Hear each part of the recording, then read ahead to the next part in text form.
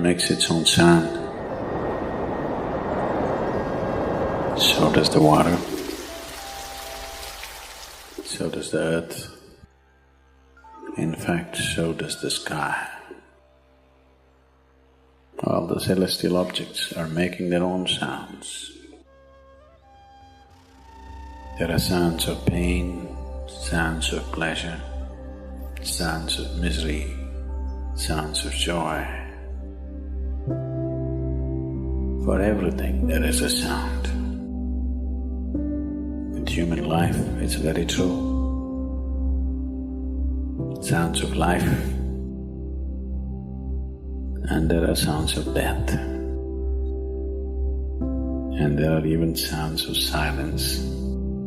So this complex amalgamation of sounds, different kinds of sounds, creates different intent, different levels of compulsiveness, different levels of bondage, and different possibilities of entanglement. In all this, why one chooses to become silent. Silence is not a way of denying yourself life. It is not even about denying yourself articulation. Silence is about moving from compulsiveness to consciousness. All sounds represent different forms and different dimensions of compulsiveness. When one chooses to become conscious, not be entangled in the compulsive nature of the existence, he naturally chooses to become silent. Silence does not mean shutting your mouth silence, plugging your ears silence. You can sing in silence. You can dance in silence. You can even speak in silence. You can even scream in silence. But don't try. That does not mean when everybody is silent you scream. That is not screaming in silence. Because sound is of the surface, silence is of the core. It is only the surface which makes the sound. Now the water is hitting the surface and making the sound. Deep down, there is no sound. That is so with life. On the surface, it is a very complex mesh of sounds, a maze of sounds happening. But at the core, there is no sound. There is no word for no sound in English language. We call it nishabd. That means absence of sound, a total absence of sound. Absence of sound means absence of reverberation. Absence of reverberation means absence of life. Absence of life means absence of creation. Absence of creation means absence of the creator too. So a space which is beyond creation and creator, a dimension which is beyond life and death, that is what is being referred to as silence or nishabd. One cannot do this. One can become this. Commonly, there are two words employed to describe this. One is maun, that means you're practicing silence, you're not silent. You shut your mouth, you're remaining in maun. This is not nishabd. Maun means you're practicing silence. If you're practicing something, obviously you're not that. There is a difference between practicing silence and becoming silence.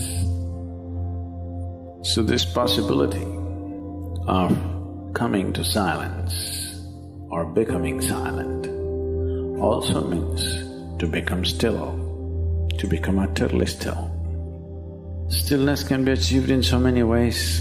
If you watch a snake, he's still. If you watch a tiger which is on a hunt, absolutely still, charged but still.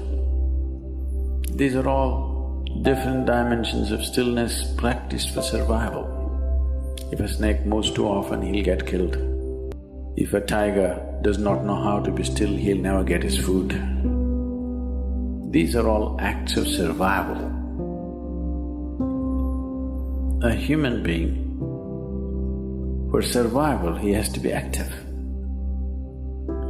Only when his vision falls upon something which is beyond survival,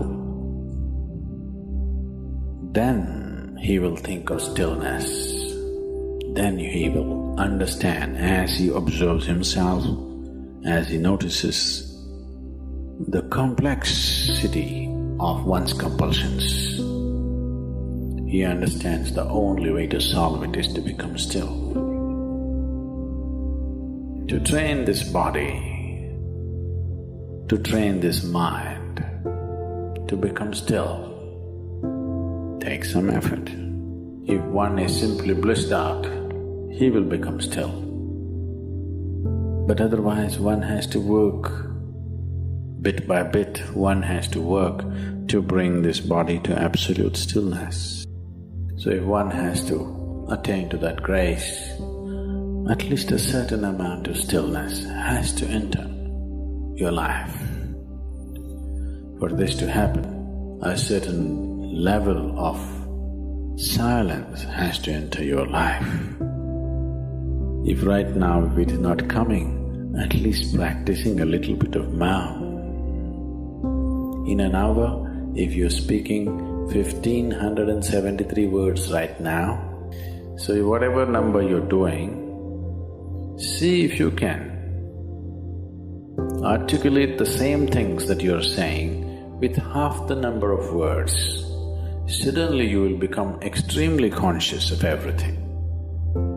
Right now, our oral diarrhea is happening.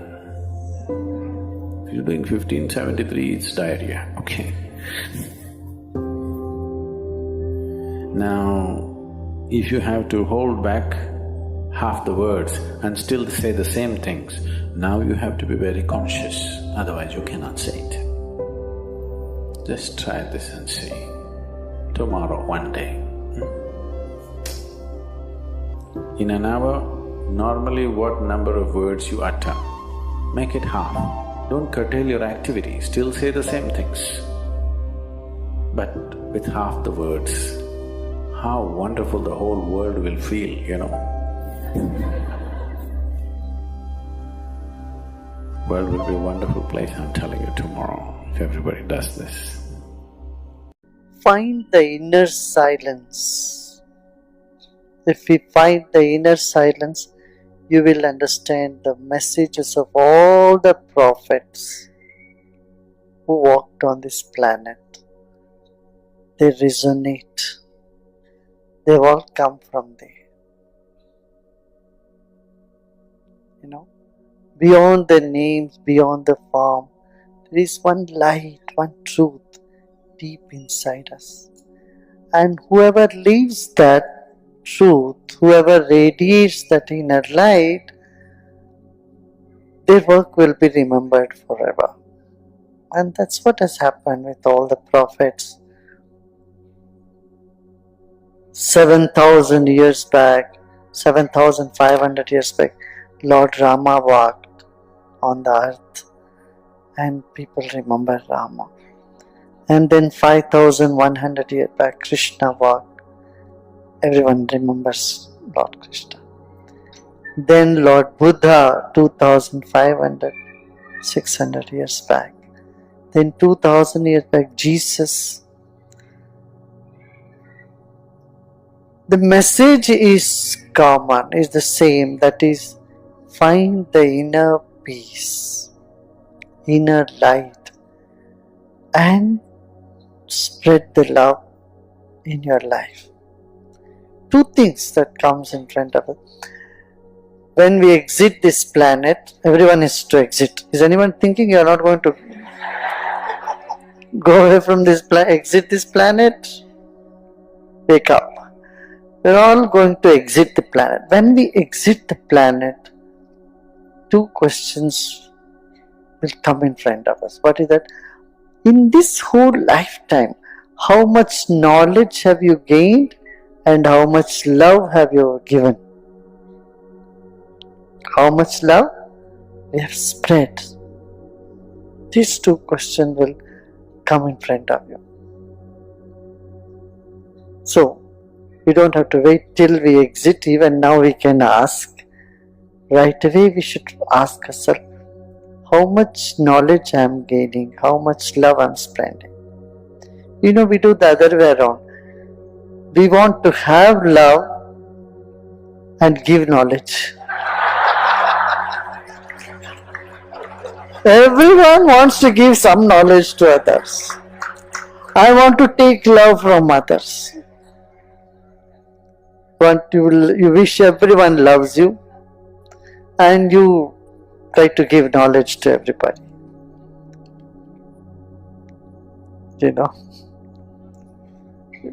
We should reverse that tendency in us.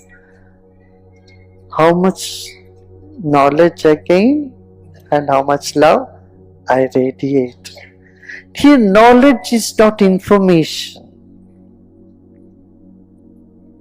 Knowledge is mindfulness. Knowledge is a state of awareness. Don't think knowledge means reading too many books and learning all the scriptures and listening to so many lectures and collecting techniques. No.